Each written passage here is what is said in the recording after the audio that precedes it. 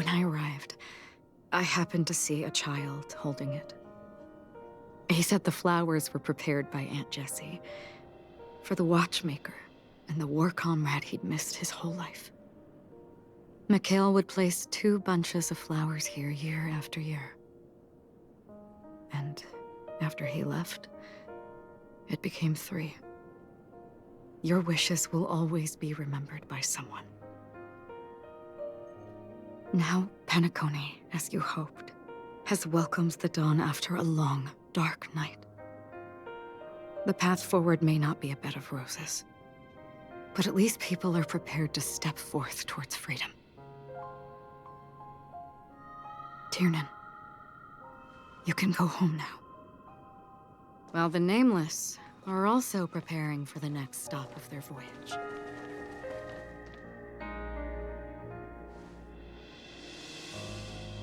But before leaving, we still have one last thing to do.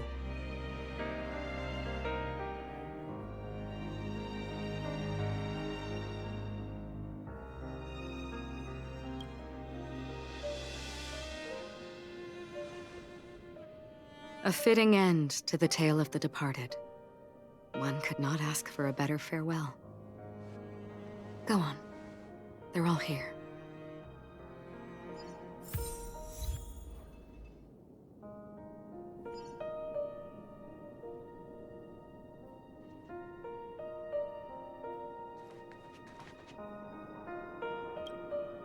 Honestly, when I heard the conductor's request, I was pretty surprised. The Nameless. Those who trailblaze, doing good deeds but never seeking recognition. After all this time, how would we even find those 3 people in such a vast place like Penacony? But it seems, in the land of the dreams, anything is indeed possible. History may not remember the names of the dead, but the stars will attest to their journeys. The first glimmer of light in the prolonged night often illuminates little, as it is fleeting in the darkness too vast. But because of this, people will remember. As long as something shines in the night sky, then when the first star falls, countless more will follow, streaking across the horizon. Brooklyn Tiernan, Rosalina, Jay, and Estella. We raise a toast to you, trailblazers of the Silver Rail. A toast to history that no longer remains silent. The passionate and courageous pursuit, and a voyage that traverses the stars.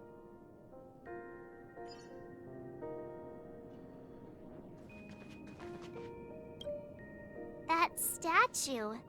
It wasn't here last time. Looks like this is the last riddle that Mr. Gallagher left for us. In the end, we still failed to figure out his true identity, or if he was even a living person. What should I say?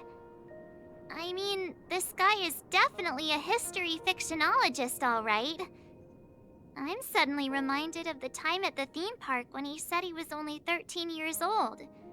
Could that have meant something too? Either way, he's an enigmatic character for sure. At least our journey together in Penacony was real enough. And his loyalty and love for this land must have been real too, right?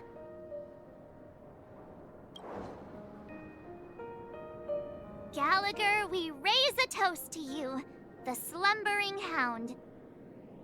To the festival's invitation, to all lies and the singular truth. If we ever meet again, please don't talk in riddles.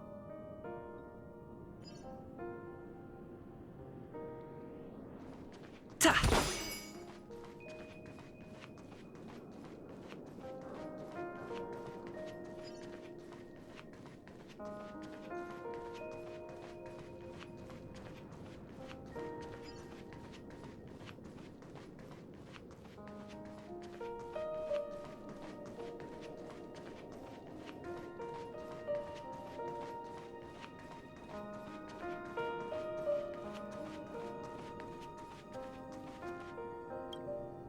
Is the Astral Express ready to depart Penacony? Apologies, Mr. Mika, that we are only now bidding you farewell. Oh, that's all right. You've all done so much for the Watchmaker, and we are forever indebted. Allow me, as the representative of Dreamflux Reef, to make another toast to all the nameless. What will the people of Dreamflux Reef do now? Many will continue to live here. Those accustomed to being awake will mostly have a hard time getting used to a life of darkness with their eyes closed. Though the order has faded, there must be someone to watch over this primal memory zone. Penacony's nights are long, and there are many who are still far from a good night's sleep. As for the sweet dream over there, we're still managing without it, aren't we?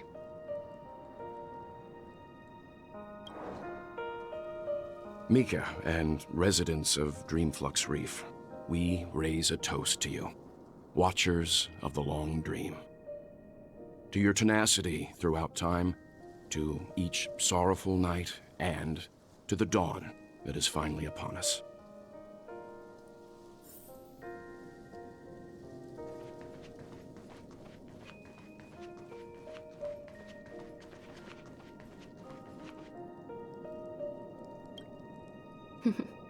In the end, we still came full circle. This trailblazing expedition started from the moment you and a bellboy ran into each other.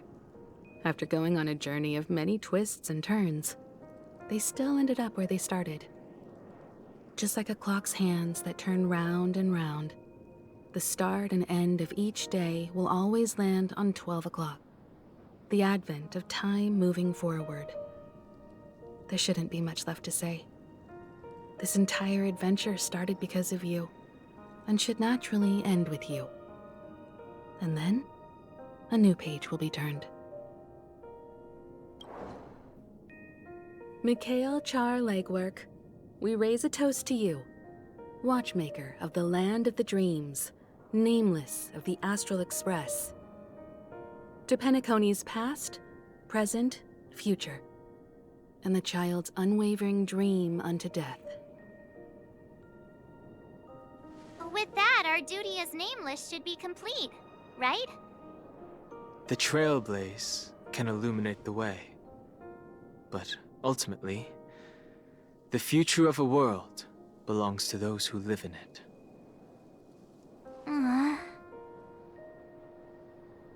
I still feel that Mr. Mikhail must have really wanted to witness this day himself. What's on your mind, March?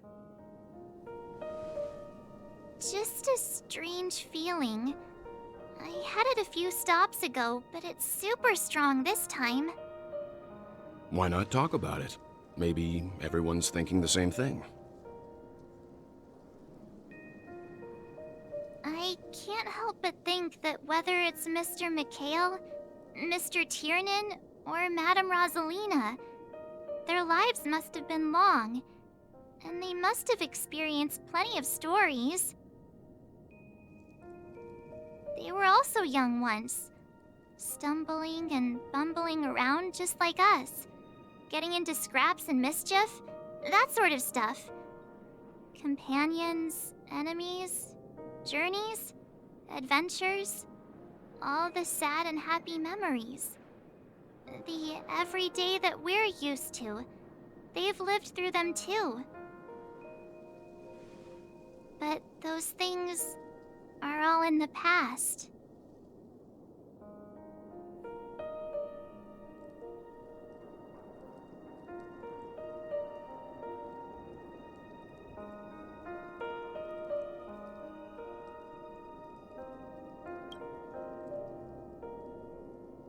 Yeah, maybe that's the precise thing I can't let go of.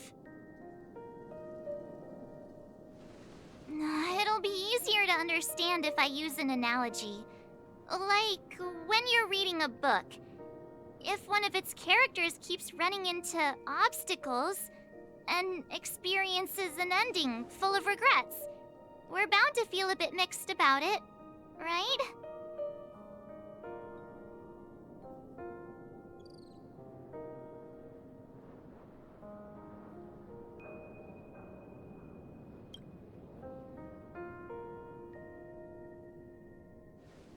Because we've seen every nook and cranny of their lives, we see these people as special. So, even if there are parts of it that aren't really realistic nor logical, we still hope that their story gets a good ending when it comes. But what if they and we aren't really that special? When Mr. McHale sat in this chair, waiting for the Astral Express to arrive every day, what was he thinking? And if, at the end of his life, he could still firmly say he had no regrets, then what is this regret we feel in our hearts right now? I think each and every one of us is searching for the answer to this very question. The universe is vast, and our lives are but specks. The trailblaze never ends, but against the backdrop of the cosmos, the average person's lifelong journey is merely a short stretch. But it is in this minuscule distance that paths cross and countless worlds connect. The universe may not remember every person who leaves a tie along the silver rail, but we will. As long as we remember, their stories will never end.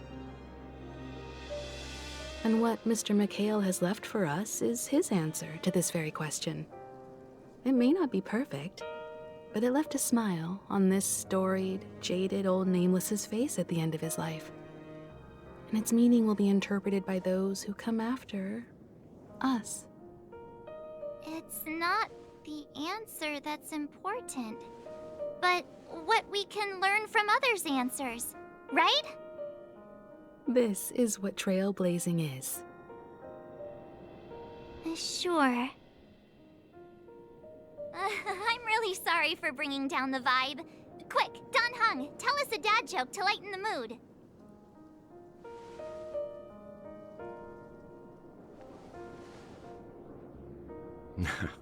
It's never a bad thing to reflect. One day, we'll all have to face our own farewells.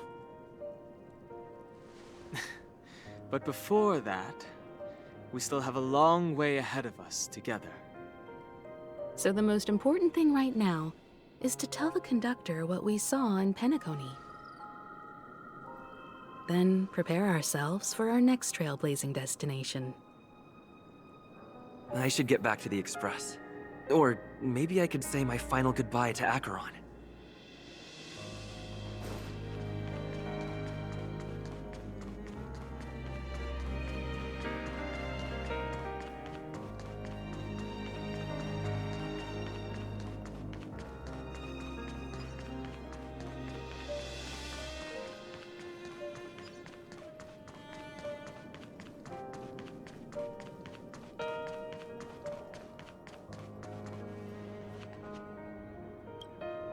Do you still remember when we first arrived in Penacony? Who would have thought our paths would cross in such a way?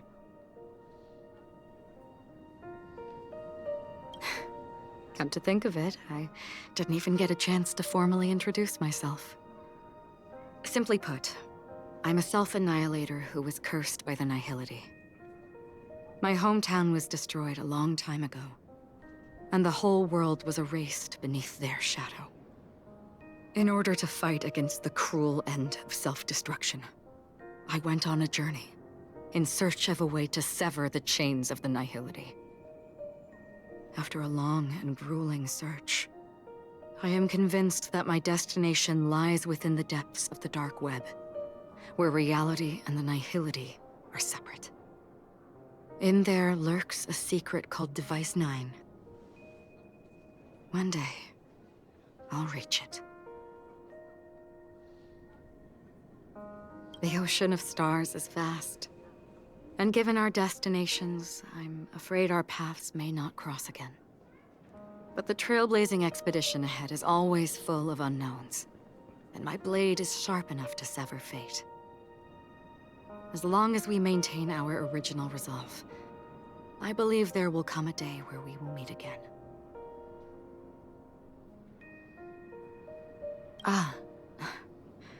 In that case, I must apologize for my rudeness. Do you remember when we first met? I once said you reminded me of an acquaintance. Because of the Self-Annihilator's curse, my memories are stripped away, blurring my past. And after our journey together, what I originally thought were familiar feelings were merely illusions.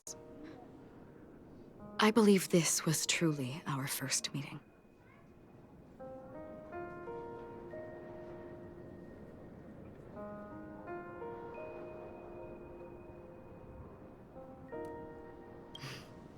That's right. What matters more is not who I am, but what we have done together. This story will forever be etched in my heart. We both still have our own paths to walk. So let's forge ahead. Hopefully, if we meet again, it'll be beneath clear skies.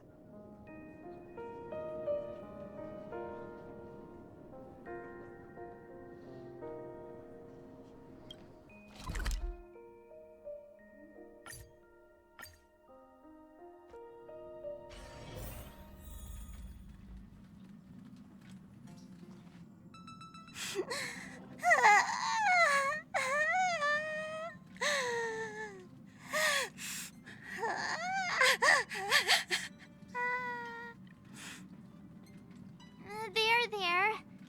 Chin up, Pom-Pom. Don't be sad. Don't cry. Wow. Your method of consolation is truly unsophisticated. Still better than just standing there like a scarecrow.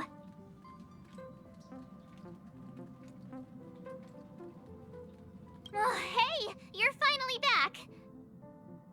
We told Pom-Pom all about our adventure, and they suddenly started crying. I've never seen Pom-Pom so sad before. The conductor never cries. Pom-Pom is never sad. Pom-Pom is just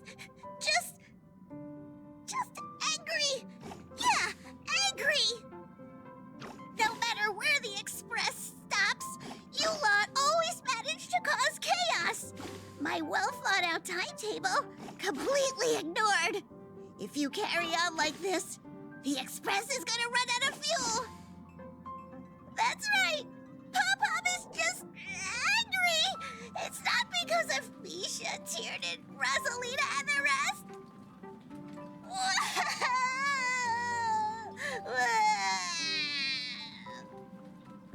It's okay. Oh, Pom-Pom, just let it all out. Everyone, could you all take a break in the next car? Don't worry. I'll stay here with Pom-Pom. But... Let's go, March.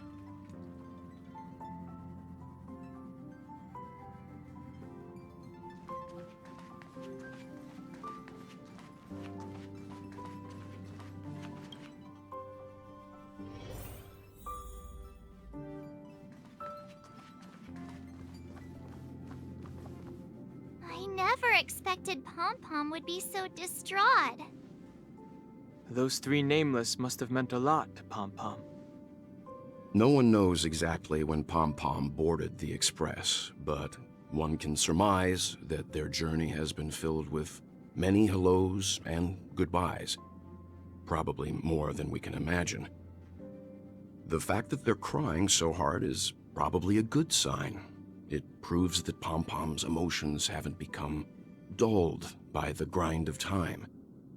They still deeply cherish every nameless who has boarded the Express and value every journey shared with them. Leave it to Himiko. When it comes to comforting, there's no one better on the Express. Well, they were a little emotional at the time, but I'm afraid that's not out of the question. Since you joined us, the Express has stayed longer than anticipated at every stop along the way, And to ensure that everyone always makes it back on board, Pom-Pom has had no choice but to delay the warp jump schedule. I see. No wonder I can regularly hear Pom-Pom pacing anxiously up and down the corridor. Turns out Pom-Pom's been silently putting in a lot of work for us. Wow. Different from typical vehicles, the Astral Express converts every trailblaze into the energy it needs to run. Ideally, as long as trailblazing expeditions continue without interruption, the Express will receive a constant flow of energy, much like a perpetual motion machine. But, because of our previous encounters, fuel is being used up much faster than expected. We can probably only pull off 2 more warp jumps at most. Only 2 more? Isn't that super risky?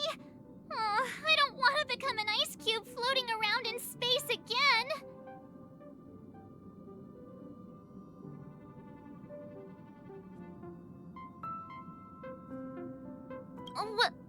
When you put it like that, it doesn't actually sound too bad.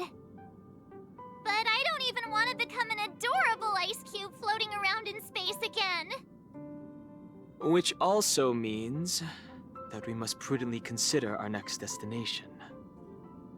Yes, I've already checked the astral charts. The 2 nearest worlds to us are the oceanic planet of Lushaka and the agate world, Melostanen. As for which one we're headed to, that still requires a vote.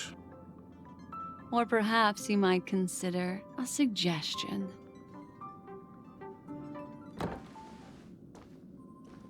Everyone, we meet again. It's you! Why were you just in my room? It's a very cute room, Miss March. Just like you.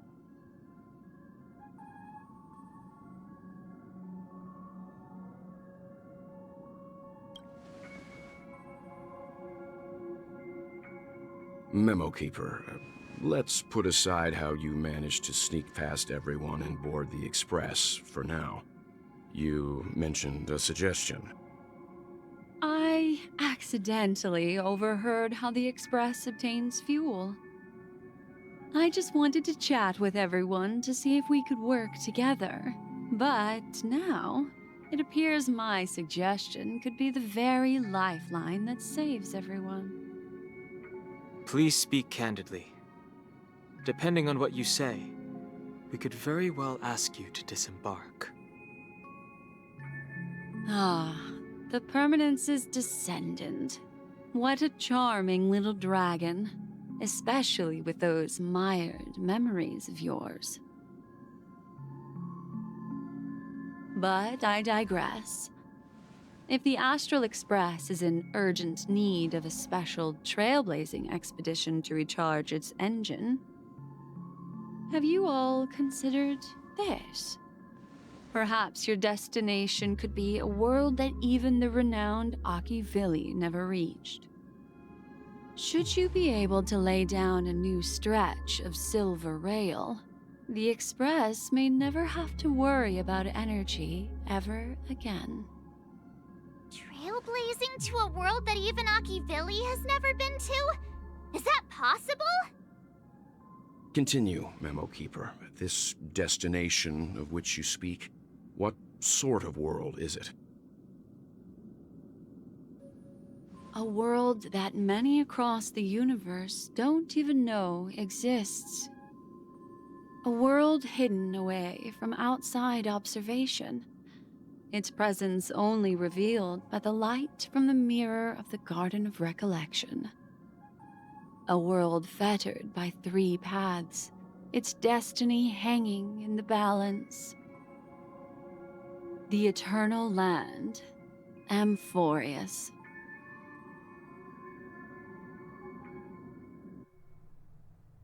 I hope I'm not too late, child. I wasn't expecting it to be you. Don't you know how many sentry posts the family has built? And how hard it is to get you out of here? Looks like my time's up. What do you mean? What time? Negotiation, interrogation, or death. My fate lies entirely in your hands, Lady Bonajade. The dance is done. Why bother with the compassionate pretense and give someone who's about to die the chance to talk? Despite your fall from grace, you still look well. I'm very glad to see that you're so full of verve. Do not insult my pride with half-veiled sarcasm. Have you specially come to see me just to sate your vile vanity? Oh, of course not. I merely came to fulfill your younger sister's wishes. To offer you a generous trade. That is, if you're willing to accept. Robin? To build a true haven where everyone can attain peace. That's the oath between you siblings, isn't it? If I told you there was still a chance to realize this vow, would you be willing to talk to me then?